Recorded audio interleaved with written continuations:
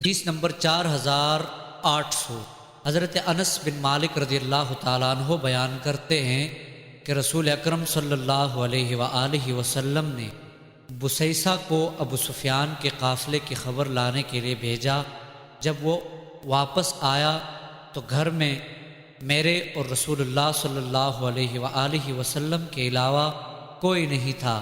راوی کہتے ہیں مجھے یاد نہیں حضرت انس رضی اللہ تعالیٰ عنہ نے حضور علیہ الصلاۃ والسلام کی بعض ازواج مطہرات کا استثناء کیا یا نہیں۔ حضرت انس کہتے ہیں اس جاسوس نے آ کر رپورٹ پیش کی، پھر رسول کریم صلی اللہ علیہ وآلہ وسلم باہر تشریف لائے اور فرمایا ہمیں ایک چیز کی طلب ہے، پس جس شخص کی سواری حاضر ہو وہ ہمارے ساتھ سوار ہو کر چلے۔ بعض صحابہ کرام نے آپ سے اجازت طلب کی کہ مدینہ طیبہ کے بالائی مقام سے اپنی سواریاں لے آئیں۔ آپ نے فرمایا نہیں، صرف وہی لوگ چلیں جن کی سواریاں موجود ہوں۔ رسول اکرم صلی اللہ علیہ وآلہ وسلم اور صحابہ کرام چلے، حتیٰ کہ مشرکین سے پہلے بدر میں پہنچ گئے اور پھر مشرکین بھی آ گئے۔ رسول اکرم صلی اللہ علیہ وآلہ وسلم نے فرمایا تم میں سے کوئی شخص میرے بغیر پیش قدمی نہ کرے۔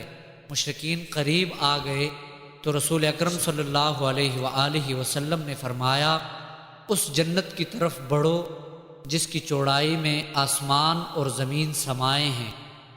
حضرت عمیر بن حمام انصاری رضی اللہ تعالیٰ عنہ نے عرض کیا یا رسول اللہ صلی اللہ علیہ وسلم، جنت کا عرض آسمان اور زمین ہے؟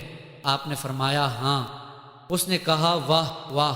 آپ نے فرمایا یہ کلمہ تحسین کس وجہ سے کہا ہے؟ اس نے کہا یا رسول اللہ صلی اللہ علیہ وسلم، اللہ کی قسم اس امید پر کہا کہ میں بھی جنتیوں میں سے ہو جاؤں۔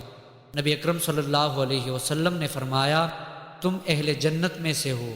حضرت عمیر نے اپنے ترکش سے کچھ کھجوریں نکال کر انہیں کھانا شروع کیا، پھر کہا اگر میں کھجوریں کھانے تک زندہ رہا تو یہ لمبی زندگی ہوگی۔